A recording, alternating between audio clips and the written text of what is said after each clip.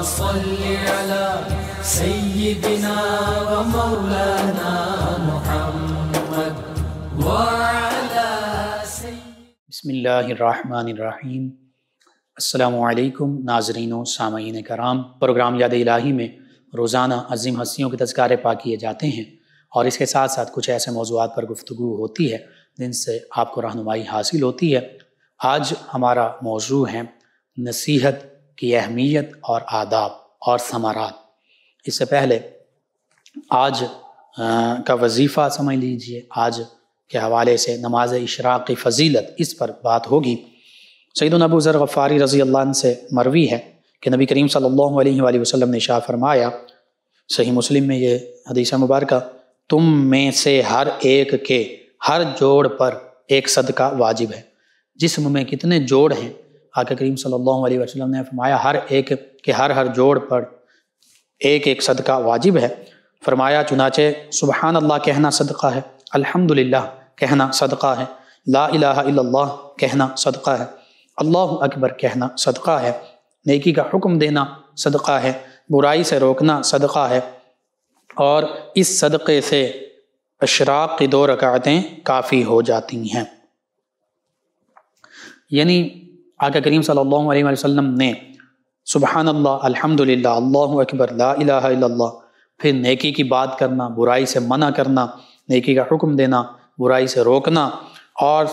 اشراق کی 2 رکعتیں پڑھنا، اس سبھی کو صدقے میں شمار فرمایا ہے۔ تو نماز اشراق جو ہے یہ بھی صدقے میں شامل ہے۔ دیگر جو اوراد اور وظائف آقا کریم صلی اللہ علیہ وسلم نے ارشاد فرما دیے، یہ بھی اپنے معمول کا حصہ بنائیے۔ اسی طرح اشراق کے حوالے سے نبی کریم صلی اللہ علیہ وسلم نے ارشاد فرمایا، اے ابن آدم، میرے لیے دن کے ابتدائی حصے میں 4 رکعات پڑھو۔ اللہ فرما رہا ہے کہ اے ابن آدم، اے آدم کی اولاد، میرے لیے یعنی اللہ کے لیے دن کے ابتدائی حصے میں 4 رکعات پڑھو، جب سورج طلوع ہوتا ہے اس کے 20 منٹ بعد۔ اور فرمایا دن کے آخری حصے میں تمہیں تمہاری ضروریات کے لیے کافی ہو جاؤں گا۔ دن کے شروع کے حصے میں اللہ کے لیے 4 رکعات اشراق پڑھیں گے تو اللہ فرما رہا ہے کہ پھر دن کے آخری حصے میں اللہ تعالیٰ تمہاری ضروریات کے لیے کافی ہو جائے گا۔ یہ نبی کریم صلی اللہ علیہ وسلم نے فرمایا۔ یہ حدیث قدسی ہے کہ اللہ یوں ارشاد فرماتا ہے۔ تو کتنی فضیلت ہے، اگر 4 رکعات اشراق کے ہم نماز اشراق کے پڑھ لیتے ہیں تو اللہ تعالیٰ ہمیں کفایت فرمائے گا۔ اسی طرح سنن ترمذی میں ایک اور حدیث مبارکہ سیدنا انس بن مالک رضی اللہ عنہ سے مروی ہے کہ آقا کریم صلی اللہ علیہ وسلم نے ارشاد فرمایا، جس شخص نے فجر کی نماز باجماعت ادا کی، پھر سورج طلوع ہونے تک ذکر الہی میں، یاد الہی میں، اللہ کی یاد میں مشغول رہا، قرآن پاک کی تلاوت کرتا رہا، اللہ اللہ کرتا رہا، کلمہ طیبہ کا ورد کرتا رہا، دیگر اوراد و وظائف پڑھتا رہا، اور فرمایا پھر اس نے 2 رکعتیں پڑھی اشراق کی، تو یہ اس کے لیے مکمل حج اور عمرے کے اجر کے برابر ہوں گی۔ مکمل حج اور عمرے کے برابر۔ نماز فجر پڑھیں، اپنی جگہ پر بیٹھے رہیں، باجماعت نماز ادا کریں، خواتین گھر میں پڑھیں گی، ان کے لیے باجماعت نہیں، اور پھر سورج طلوع ہونے کے بعد جب اشراق کا وقت شروع ہوتا ہے، یعنی سورج طلوع ہونے کے 20 منٹ بعد 2 رکعت نماز اشراق پڑھ لیں تو مکمل حج اور عمرے کا ثواب حاصل ہوگا۔ یہ نماز اشراق کی فضیلت ہے، آپ ضرور اپنے معمول کا حصہ بنائیے، اور اللہ تعالیٰ کی طرف سے جو وعدہ ہے کفایت کا، اس کے مصداق بن جائیں، مکمل حج اور عمرے کا ثواب حاصل کریں گھر بیٹھے۔ اپنے اعزاء اقربا، رشتہ دار، دوست احباب، پڑوسی، محلے دار، امت مسلمہ تک پہنچائیے۔ میرے آپ کے ہمارے بتانے سے جو بھی اس پر عمل کرے گا، ہمارا مسلمان بہن بھائی، ہمارے مسلمان کوئی بھی فرد، انشاءاللہ ہمیں بھی اس بتانے سے، شیئر کرنے سے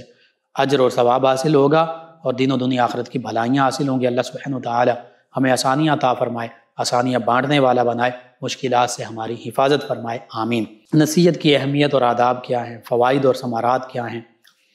نصیحت کا لفظی معنی ہے بھلائی، خیر خواہی،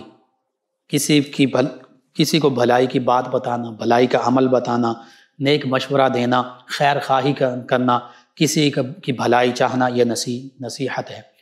اور دین اسلام کے بارے میں اللہ کے پیارے حبیب صلی اللہ علیہ وسلم نے فرمایا الدین النصیحہ، کہ دین تو ہے ہی خیر خواہی، دین اسلام سارے کا سارا بھلائی پر مشتمل ہے، اور دین اسلام کی تمام تعلیمات، تمام باتیں بھلائی ہی بھلائی ہیں۔ اور اگر یوں سمجھیں الدین النصیحہ، یعنی بھلائی کی تمام باتیں یہی اسلام ہے، اور اسلام میں ہی تمام بھلائی کی باتیں موجود ہیں۔ کوئی یہ کہے کہ فلاں باتیں فلاں کام وہ بھلائی ہے، نہیں، جو اسلام ہے وہی بھلائی ہے۔ بہرحال نصیحت کا لفظی معنی بھلائی کی بات بتانا، نیک مشورہ دینا، اور جس شخص کو نصیحت کی جا رہی ہو اس کی مکمل بھلائی اور خیر خواہی چاہنا، خیر خواہی کا ارادہ کرنا، اسی کو لفظ نصیحت سے تعبیر کیا جاتا ہے۔ قرآن و سنت میں کثیر تعداد میں ہر طبقہ انسانیت کے لیے، ہر قسم کے انسانوں کے لیے نصیحت کا تذکرہ، اس کے فوائد، اس کے نتائج کا ذکر موجود ہے۔ حتیٰ کہ سورہ اعراف کی آیات بینات 62 سے لے کر 79، 62 سے 79 تک یکے بعد دیگر ایک ایک کر کے 3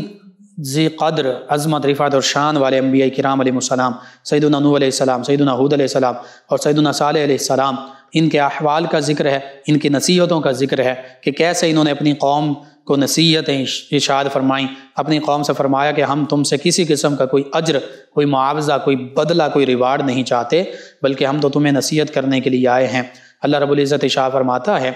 اسی طرح سورۃ النحل میں بھی کہ اللہ تعالیٰ تمہیں عدل، انصاف،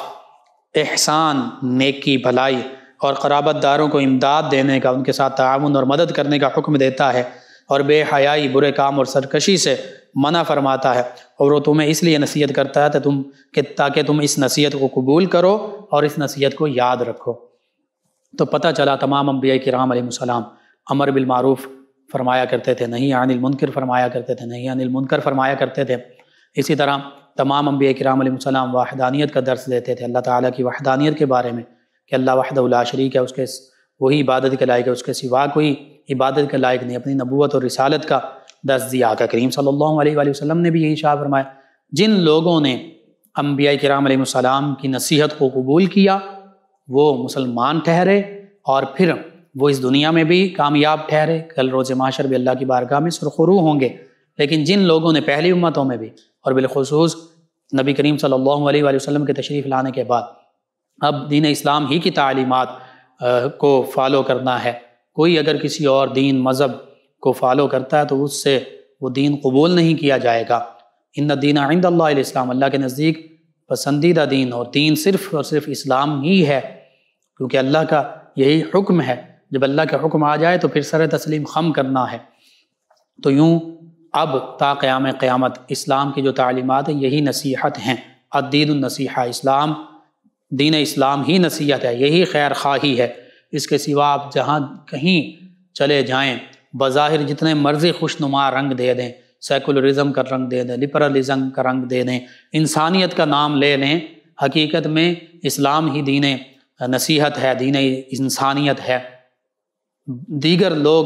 بظاہر جتنے خوشنما رنگ اس پر چڑھا دیا جائیں، حقیقت میں وہ مفادات ہیں، وہ اسلام سے کوسوں دور ہیں، وہ اللہ کے احکام سے کوسوں دور ہیں۔ آج صرف اور صرف اسلام ہی کی پیروی یہ ہر انسان کے لیے ضروری ہے۔ بہرحال نصیحت کے حوالے سے قرآن مجید فرقان حمید میں سیدنا لقمان علیہ السلام، بعض نے لکھا اللہ کے نبی ہیں، بعض نے لکھا اللہ کے نیک بندے رضی اللہ عنہ، اللہ کے محبوب بندے اور صاحب حکمت تھے۔ ان کی نصیحتوں کو اللہ تعالیٰ نے قرآن مجید فرقان حمید میں نقل فرمایا۔ سورہ لقمان پڑھیے، اس کا ترجمہ تفسیر پڑھیے، علماء کرام کے پاس بیٹھیے، علم کے موتی ان سے حاصل کیجئے۔ تو انہوں نے اپنے بیٹے کو جو وصیت کی، نصیحت کی، یہ ساری نصیحتیں سورہ لقمان میں موجود ہیں، اور ان کو پڑھنا چاہیے، اپنی اولاد کو بتانا چاہیے۔ نبی کریم صلی اللہ علیہ وآلہ وسلم نے مسلمان پر جو حقوق ہیں ان کا ذکر کیا، اور ارشاد فرمایا کہ جب تم سے تمہارا بھائی، مسلمان بھائی کوئی نصیحت طلب کرے تو اسے نصیحت کرو، یعنی بھلائی کی بات، بھلائی کا معاملہ طلب کرے تو اسے بھلائی، اچھا مشورہ دو، اسے اس کی خیر خواہی کرو، اسے بھلائی کی بات بتاؤ، اسے بھلائی کا عمل بتاؤ۔ اب نصیحت کے حوالے سے بڑی لمبی چوڑی گفتگو ہو سکتی ہے، لیکن بالخصوص یہ حدیث مبارکہ، یہ فرمان مبارکہ بہت اہم ہے نصیحت کے حوالے سے، جو فرمایا کہ کریم صلی اللہ علیہ وآلہ وسلم نے کہ 5 چیزوں سے پہلے 5 چیزوں کو غنیمت سمجھو، غنیمت جانو، ان کی قدر کو سمجھ لو۔ فرمایا کون سی 5 چیزیں؟ اپنی جوانی کو اپنے بڑھاپے سے پہلے۔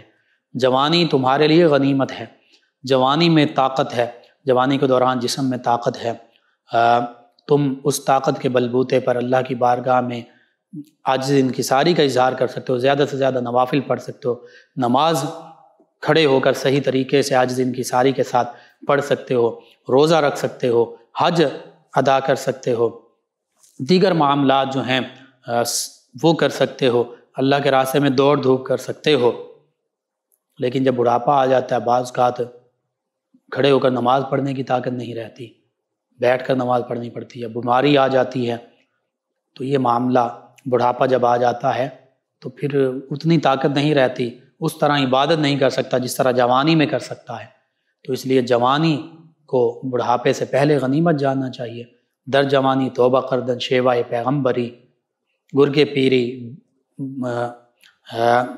در جوانی توبہ کردن شیوائے پیغمبری۔ اور فرمایا کہ جوانی کے درمیان،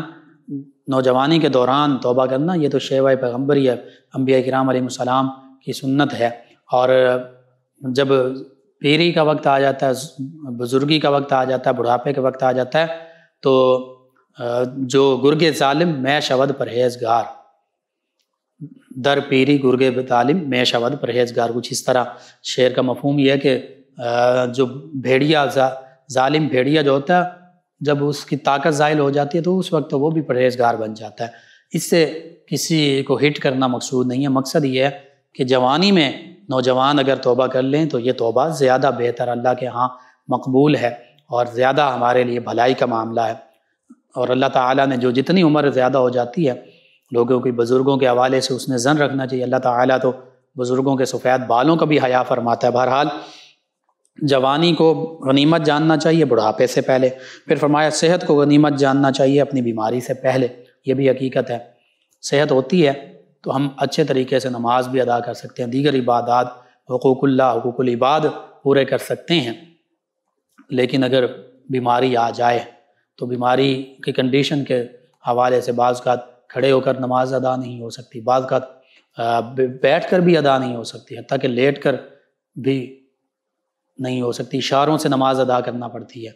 اور ایسی بھی بیماری ہوتی ہے قوما یا بے ہوشی کی حالت کہ پھر عبادت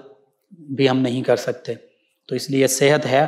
تو حقوق اللہ بھی پورے کیجیے، حقوق العباد بھی پورے کیجیے، اللہ کے راستے میں خرچ کیجیے، اللہ کے راستے میں دوڑ دھوپ کیجیے۔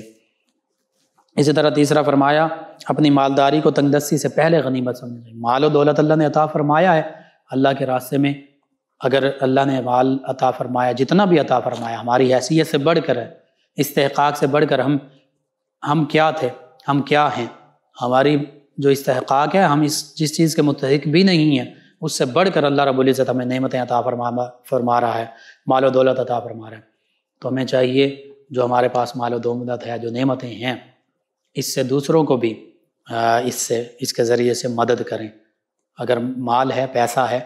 جو ضرورت مند ہمارے رشتہ دار ہیں، اور خاص طور پر میں یہ کہنا چاہوں گا، ہمیں بھی ہمارے ویورز لسنر بعض اوقات کہتے ہیں کہ وہ لوگ کوئی حادثہ ہوا، حادثے کا شکار ہو کر، پہلے کاروبار تھا اچھا بھلا لیکن بستر پر پڑ گئے، کوئی نابینا ہے، میاں بیوی نابینا ہیں، کوئی اور معذوری کا، مجبوری کا شکار ہیں، فاقوں کی نوبت آ گئی ہے، کوئی خاص کمانے والا نہیں ہے، یا کمانے والا ہے تو آج کے اس ماحول میں بلز اور کیسے مہنگائی کا معاملہ، تو سب سے پہلی ذمہ داری یہ ہے۔ میں سبھی ویورز اور لسنر سے بڑے ادب کے ساتھ یہ بات کر رہا ہوں، اگر میں، آپ، ہم سب ایک ایسی کمبائن ایفرٹ کریں، ہم سب سے پہلے اپنے رشتہ داروں کو ڈھونڈیں، قریبی دور کے، ان میں جو کمزور ہیں، مستحق ہیں، ان کی مدد کریں، پھر پڑوسیوں کو دیکھیں،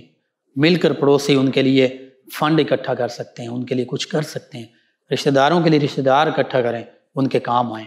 ہو سکتا ہے کہ جیسی آج ان کی کنڈیشن ہے کل ہم پر آ جائے، وَتِلْكَ الْأَيَّامُ نُدَاوِلُهَا بَيْنَ النَّاسِ، اللہ رب العزت فرماتا ہے کہ یہ دن ہیں جن کو ہم لوگوں کے درمیان بدلتے رہتے ہیں۔ اگر ان پر آزمائش کا یہ وقت ہے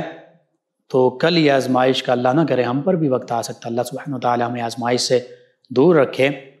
ہم بے بس ہیں، تو اس بے بسی بے کسی کو اس حوالے سے کہ یہ آزمائش ہم پر بھی آ سکتے ہیں، لیکن اللہ تعالیٰ نے اتنا نوازا ہے، اپنے رشتہ داروں کا خیال کیجیے۔ آپ کے ارد گرد، آپ کے رشتہ داروں میں، آپ کے محلے میں، جہاں بھی آپ رہتے ہیں، اپنے رشتہ داروں اور محلے داروں کو تلاش کیجیے، ان کی خدمت کیجیے، جو بے روزگار ہیں، جو معذور ہیں، جو مجبور ہیں، جو یتیم ہیں، جو بیوائیں ہیں، جن کا کمانے والا کوئی نہیں، یا کماتے تو ہیں لیکن پورا نہیں پڑتا، ان کی مدد کیجیے۔ یہ ہے مالداری کو تنگ دستی سے پہلے غنیمت جانو۔ اگر آج پیسہ ہے، غنیمت نہیں جان رہے، قدر نہیں کر رہے، اپنے مستحق رشتہ داروں اور پڑوسیوں پر، محلے داروں پر خرچ نہیں کر رہے، اللہ نہ کرے یہ وقت کل ہم پر بھی آ سکتا ہے۔ تو اس بات کو سیریس لیجئے، آج سے ہی اس پر عمل کیجئے۔ اگر ہم سب اس کے مطابق عمل کرنا شروع کر دیں، ہمارے رشتہ داروں میں کوئی بھوکا نہ سوئے، ہمارے پڑوسیوں محلے داروں میں کوئی بھوکا نہ سوئے، ان کے حقوق ہم پورے کرنا شروع کر دیں، آج سے ہی یہ کیجئے، انشاءاللہ اللہ تعالیٰ پھر دیکھیے آپ کو اس کا اجر کیسے عطا فرماتا ہے، اس دنیا میں بھی آخرت میں۔ پھر اپنی فراغت کو اپنی مشغولیت سے پہلے غنیمت جانو۔ فارغ وقت ہے، لا یعنی کاموں میں نہ گزاریں، اللہ کی عبادت میں، ذکر اذکار میں، نوافل میں، کلام میں، پاک کی تلاوت میں، تسبیحات میں، درود پاک کی کثرت میں، استغفار میں گزاریں، لوگوں کی خدمت کریں، لوگوں کو ڈھونڈیں، اس وقت میں اپنے رشتہ داروں کے پاس جائیں، ان کے حالات پوچھیں، ان کے ساتھ تعاون کریں، راشن کی ضرورت ہے راشن دیں، پیسوں کی ضرورت ہے پیسے دیں، ان کو لباس کی ضرورت ہے، بل ادا نہیں کر پا رہے، بل ان کا ادا کر دیجیے۔ اپنے پڑوسیوں رشتہ داروں کے بعد دوسرا حق پڑوسی محلے داروں کا، ان کے پاس جائیں، ان کو تلاش کریں، اکیلے نہیں کر سکتے، مل کر سارے رشتہ دار، مل کر دیگر پڑوسی، یہ آج ضرورت اس عمر کی ہے۔ ان کاموں میں وقت خرچ کیجیے۔ اسی طرح زندگی کو موت سے پہلے، زندگی حاصل ہے، اس زندگی میں یہی جو سارے کام جن کا میں نے بتا دیا مختصراً، حقوق اللہ اور حقوق العباد کے حوالے سے کم از کم تسلی دیجیے لوگوں کو، اور جتنا بھی اپنی حیثیت کے مطابق اپنے رشتہ داروں کے لیے کر سکتے ہیں، سارے رشتہ دار کرنا شروع کر دیں، تھوڑا تھوڑا کر کے وہ قطرہ قطرہ جو ہے وہ قلزم بن جاتا ہے، سمندر بن جاتا ہے۔ اسی طرح نصیحت کا چونکہ خاص طور پر ذکر ہو رہا ہے، یہ بہت اچھی نصیحتیں ہیں، حقیقت میں یہی نصیحت ہیں ہمارے لیے۔ اگر ان پر ہم رشتہ داروں کے حوالے سے بھی، پڑوسیوں کے حوالے سے بھی، پھر حقوق اللہ کے حوالے سے بھی، تمام حقوق العباد کے حوالے سے بھی عمل کرنا شروع کر دیں، ہمارا معاشرہ جنت کا معاشرہ بن سکتا ہے۔ ہمارے معاشرے سے غربت، افلاس، تنگ دستی، یہ مانگنا، یہ ساری چیزیں ختم ہو سکتی ہیں۔ حضرت شیخ عبدالحق محدث دہلوی علیہ رحمہ نصیحت کا حکم بیان کرتے ہوئے فرماتے ہیں کہ نصیحت احکام شرع میں کیا ہے، قرآن و سنت کے حوالے سے اس کا حکم کیا ہے، فرض ہے، واجب ہے، سنت ہے، کیا ہے؟ فرماتے ہیں کہ نصیحت عام حالات میں تو سنت ہے، نبی کریم صلی اللہ علیہ وسلم کے طریقے کے مطابق ہے، مگر جب کوئی نصیحت کی بات سننے کی خواہش ظاہر کرے تو پھر اسے نصیحت کرنا واجب ہے۔ عام حالات میں آپ نصیحت کر رہے ہیں، خیر خواہی کر رہے ہیں، اچھی باتیں بتا رہے ہیں، یہ سنت ہے، اس کا بھی بڑا درجہ ہے، لیکن اگر خاص طور پر آپ سے کوئی کہتا ہے کہ مجھے نصیحت کیجیے، اور نصیحت کے لیے وہ آپ کے ساتھ پاس بیٹھتا ہے، چاہے ایک فرد ہے یا زیادہ ہیں، تو پھر ان کو نصیحت کرنا آپ پر واجب ہو جاتا ہے، ضروری ہو جاتا ہے، لازم ہو جاتا ہے۔ اب نصیحت کے آداب کیا ہونے چاہیے، طریقہ کار کیا ہونا چاہیے،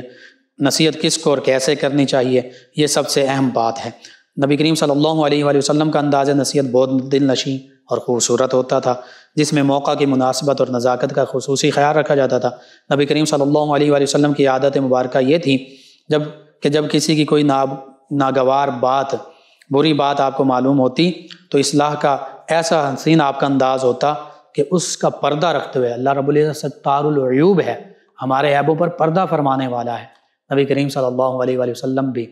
اللہ رب العزت کی عطا سے لوگوں کے پردے رکھا کرتے تھے۔ اور یہ حدیث مبارکہ من ستر مسلما سترہ اللہ یوم القیامہ، جو آج اس دنیا میں اپنے مسلمان بھائی کا پردہ رکھے گا، عیب پوشی کرے گا، پردہ پوشی کرے گا، نہ کہ عیب لوگوں کے سامنے اچھالتا رہے، فلاں یوں فلاں یوں فلاں یوں، اور پردہ پوشی کرے گا، اس کے برعکس عیبوں کو چھپائے گا، اس کی برائیوں کو، گناہوں کو، بالخصوص جو اس کے انفرادی گناہ ہیں جس سے کسی دوسرے کو کوئی خاص نقصان نہیں ہے، تو پھر کسی دوسرے پر ظلم نہیں کر رہا وہ، تو پھر اللہ تعالیٰ روز محشر اس بندہ مومن کے عیب چھپائے گا، ان پر پردہ پوشی فرما دے گا، لوگوں کے سامنے ظاہر نہیں فرمائے گا۔ تو نبی کریم صلی اللہ علیہ وآلہ وسلم کا ایک ایسا حسین انداز کس طرح نصیحت فرماتے، پردہ پوشی رکھتے ہوئے ارشاد فرماتے، نام نہیں لیتے، فرماتے لوگوں کو کیا ہو گیا جو ایسے ایسے کہتے ہیں، یعنی جرنلی بات کر دیا کرتے، خطبے میں ارشاد فرما دیا کرتے کہ لوگوں کو کیا ہو گیا، لوگ ایسے ایسے کر رہے ہوتے ہیں، ایسے ایسے کرتے ہیں، تو وہ سبھی کے لیے نصیحت ہو جاتی تھی۔ اسی طرح سیدنا عبداللہ ابن عباس رضی اللہ عنہما فرماتے ہیں کہ لوگوں کو، اور آقا کریم صلی اللہ علیہ وآلہ وسلم کا معمول مبارکہ بھی یہی تھا کہ ہفتے میں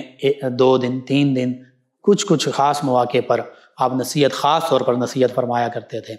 خاص بیان لوگوں کو اکٹھا کر کے فرمایا کرتے تھے، خطبہ ارشاد فرمایا کرتے تھے۔ سیدنا عبداللہ ابن عباس رضی اللہ عنہ بھی یہ فرماتے ہیں کہ لوگوں کو ہر جمعے کے دن ضرور ایک دفعہ حدیث مبارکہ بیان کیا کرو، یعنی اسلام کی تعلیمات بیان کیا کرو، ہفتے میں 1 دن، اور اگر 1 دن نہیں تو 2 دفعہ ضرور بیان کیا کرو، اور بہت زیادہ کرنا چاہتے ہو تو 3 دفعہ بیان کیا کرو، اور لوگوں کو قرآن سے اکتاہٹ میں مطالعہ نہ کرو کہ وہ تجھے اس حال میں، فرماتے ہیں کہ میں تجھے اس حال میں نہ پاؤں کہ تم کسی قوم کے پاس جاؤ اور وہ اپنی باتوں میں لگے ہوئے ہوں، پھر تم انہیں واعظ سنانا شروع کر دو، قرآن و حدیث سنانا شروع کر دو۔ یعنی لوگ جو قرآن و حدیث سننا نہیں چاہتے اور وہ اپنے کام میں مشغول ہیں، تو اس موقع پر انہیں قرآن و حدیث مت سناؤ، یہ تو قرآن مجید، فرقان حمید اور آیات بینات اور حدیث مبارکہ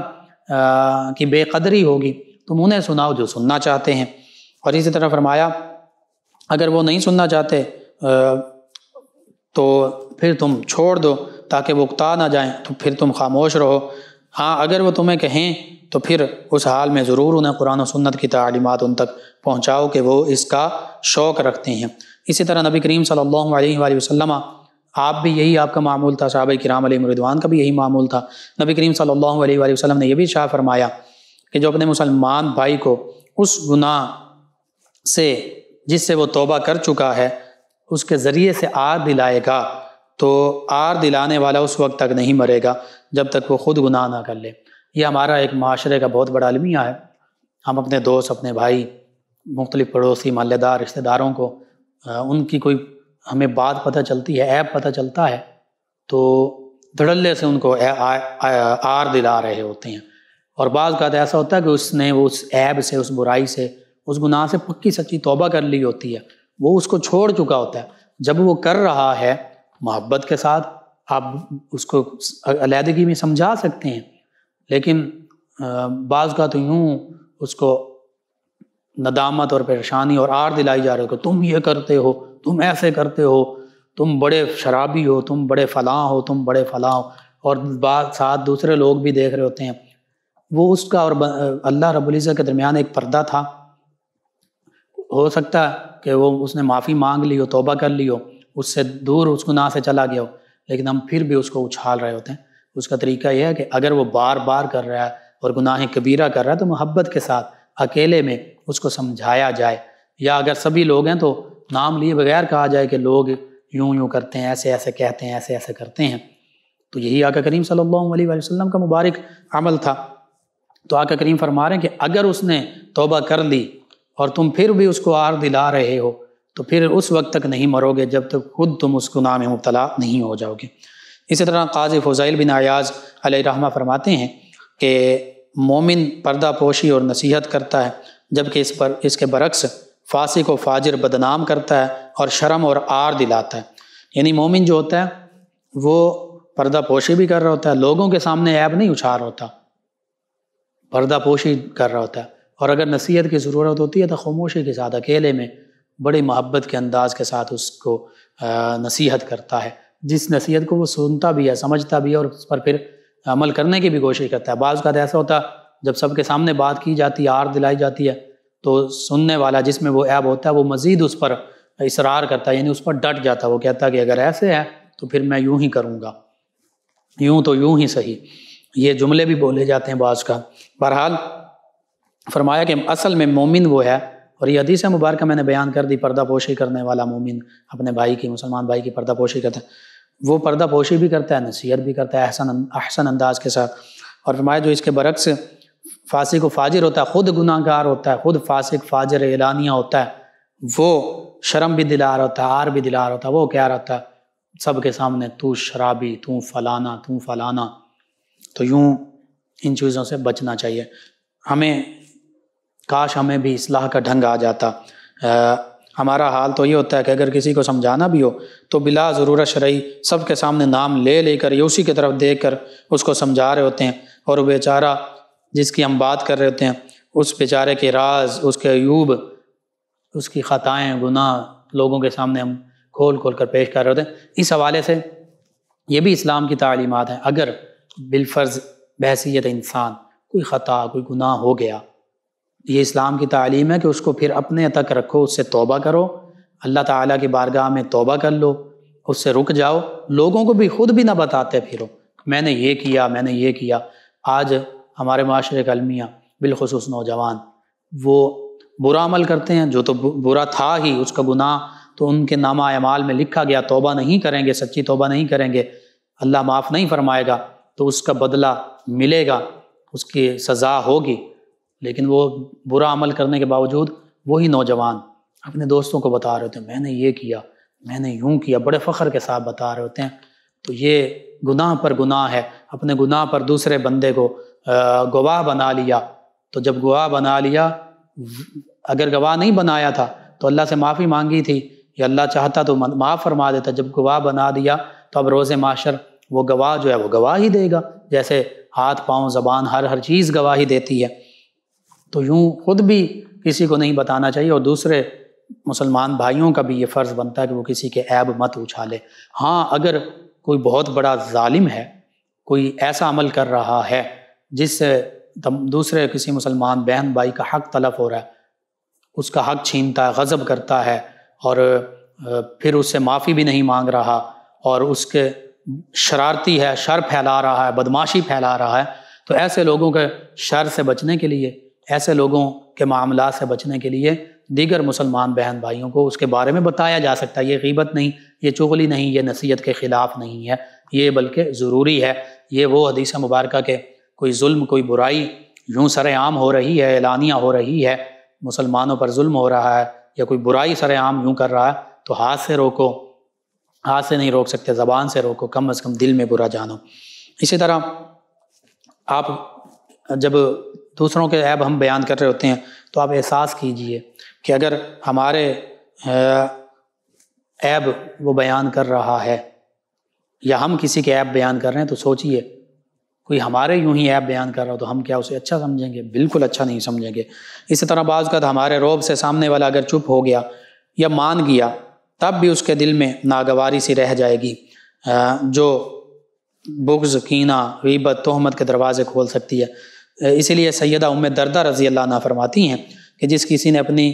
دینی بہن کو، چونکہ یہ صحابیاں ہیں، تو فرماتی ہیں کہ جس کسی نے اپنی دینی بہن کو اعلانیہ نصیحت کی، اس نے اسے عیب لگایا، اور جس نے چپکے سے اسے نصیحت کی تو اس نے اسے زینت بخشی۔ اب یہ مسلمان بھائی کے حوالے سے بھی یوں ہو سکتا ہے کہ جس نے اپنے مسلمان دینی بھائی کو اعلانیہ نصیحت کی، اس نے اسے عیب لگایا، اور جس نے چپکے سے اسے نصیحت کی تو اس نے اسے زینت بخشی۔ یعنی اپنے مسلمان بہن بھائی، ان کو خاموشی کے ساتھ نصیحت کی جائے، نام لیے بغیر نصیحت کی جائے۔ اسی طرح سیدنا علی المرتضیٰ کرم اللہ وجہ کریم نے فرمایا کہ لوگوں کے سامنے کسی کو نصیحت کرنا اس کی شخصیت کو پامال کرنے کے مترادف ہے۔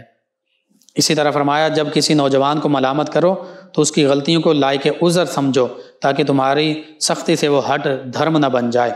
اسی طرح فرمایا اپنے دوست کو نیکی کے ساتھ ملامت کرو اور انعام کے ذریعے اس کے شر کو دور کرو، نیکی کے ساتھ، اچھے انداز کے ساتھ اس کو بات کرو، اور احساس دلاؤ کہ اچھے کام کا یہ انعام ہے۔ اسی طرح فرمایا جو چیز گناہ اور معصیت نہ ہو اس پر زیادہ ملامت نہ کرو۔ اللہ رب العزت سے دعا اللہ تعالیٰ نصیحت کے حوالے سے اللہ کے پیارے حبیب صلی اللہ علیہ وسلم، صحابہ کرام علیہم رضوان، اہل بیت کرام علیہم رضوان، اولیاء کاملین صالحین کی جو تعلیمات ہیں، ان پر ہمیں عمل کرنے والا بنا دے۔ جب ہم ان پر عمل کریں گے انشاءاللہ اللہ رب العزت ہمیں اس دنیا میں سربلندیاں عطا فرمائے گا، آخرت میں بھی سربلندیاں عطا فرمائے گا، اور یہ ہماری زندگی، آپس کے جو ہمارے رشتے ناتے، رشتہ داریاں، پڑوسیوں کے تعلق، دوستوں کے تعلق، دیگر آفیسز آگے پیچھے جو کولیگز ہیں، کالج، اسکول، یونیورسٹی، مدارس میں طالب علم، سبھی معاملات جتنے بھی ہیں، ان میں ہمارے لیے یہ جنت کا نمونہ بن سکتے ہیں۔ اللہ سبحانہ وتعالی ان چیزوں پر ہمیں عمل کرنے کی توفیق عطا فرمائے، آمین۔ اللہم صلی علی سیدنا و مولانا محمد آپ سماعت فرما رہے ہیں پروگرام یاد الہی۔ ناظرین و سامعین، اس دوران ہمیں جوائن کیا ہمارے لسنر ہیں 163 چک سے زرغام صاحب، انہوں نے ہمیں جوائن کیا ہے، کہتے ہیں السلام علیکم۔ جی وعلیکم السلام، انہوں نے پروگرام کو پسند کیا، آپ کا شکریہ۔ اسد عبداللہ قادری چشتی صاحب ہمارے ساتھ، کہتے ہیں السلام علیکم لقمان بھائی۔ جی وعلیکم السلام، کہتے ہیں بڑے ادب احترام کے ساتھ سلام ہے، اور کہتے ہیں لقمان بھائی آپ کی صحت و طبیعت کی تندرستی کے لیے بہت دعا گو ہوں، اللہ تعالیٰ آپ کو اسی طرح پروگرام کرنے کی توفیق عطا فرمائے، آمین۔ جی شکریہ آپ کا بھی۔ ارشد صاحب ہیں، رانا ارشد صاحب سدھو پورہ چیک نمبر 123 سے، انہوں نے پروگرام کو پسند کیا، آپ کا شکریہ۔ ناصر احمد صاحب ہیں، کہتے ہیں آنکھوں سے پانی نکلتا ہے، کوئی وظیفہ بتا دیں۔ جی سیدنا رحمتن صلی اللہ علیہ وآلہ وسلم، یہ آقا کریم صلی اللہ علیہ وآلہ وسلم کا اسم مبارکہ ہے، اس کو کم از کم 41 مرتبہ پڑھیں، اول آخر تعداد میں درود پاک پڑھیں، اپنے ہاتھوں پر انگلیوں پر دم کر کے وہ انگلیاں آنکھوں پر لگا لیں، انشاءاللہ اللہ تعالیٰ شفا عطا فرمائے گا۔ اور اس کے ساتھ ساتھ یا بصیرو یا بصیرو اس کو کثرت سے پڑھیں، ایک تسبیح پڑھ لیں، یہ پڑھ کر بھی آنکھوں پر بھی، ہاتھ پر دم کر کے آنکھوں پر بھی لگا سکتے ہیں، انشاءاللہ اللہ تعالیٰ شفا عطا فرمائے گا۔ ہمارے ایک اور لسنر ہیں، کہتے ہیں السلام علیکم لقمان رضا صاحب۔ جی وعلیکم السلام، کہتے ہیں آپ دین کی خدمت کر رہے ہیں، اللہ پاک آپ کو جزائے خیر عطا فرمائے۔ اور یہ کہتے ہیں کہ فیصل آباد کے یہاں کے جو اولیاء کاملین صالحین بالخصوص بابا نور شاہ ولی رحمۃ اللہ تعالیٰ علیہ کے حوالے سے گفتگو کریں۔ جی ہم بالکل کوشش کریں گے۔ یہ معنی والے سے ہمارے لسنر ہیں غلام یاسین انصاری صاحب۔ ایک اور لسنر ہیں، نام نہیں لکھا، نعت کو انہوں نے پسند کیا اور کہتے ہیں یہ نعت دوبارہ لگا دیں۔ جی ہم کوشش کرتے ہیں کہ اپنی نشریات میں اس نعت کو ہم شامل کریں، آپ ہماری نشریات بالخصوص 1 سے 2 بجے سنتے رہیں۔ ایک اور لسنر ہیں محمد صادق اعجاز القادری صاحب، کہتے ہیں I daily watch and hear Subh Noor and your program Yaad Ilahi, this program is life changing, may you live long. Thank you very much, you hear this program Yaad Ilahi. Inshallah this will be life changing program. Inshallah you remember us in your prayers. آپ نے دعاؤں سے نوازا اور programme کو پسند کیا، آپ کہتے ہیں کہ پروگرام یاد الہی کو بھی سنتے ہیں، یہ زندگی تبدیل کرنے والا پروگرام ہے۔ بہت شکریہ آپ کا، تمام ویورز کا، تمام لسنرز کا۔ ناظرین سامعین، پروگرام یاد الہی کا وقت ختم ہو جاتا ہے، انشاءاللہ کل صبح دوبارہ آپ سے ملاقات ہوگی پروگرام یاد الہی میں۔ اپنے میزبان محمد لقمان رضا اور ہماری ٹیم کو اجازت دیجیے، اللہ نگہبان۔ اللہم صل علی سیدنا و مولانا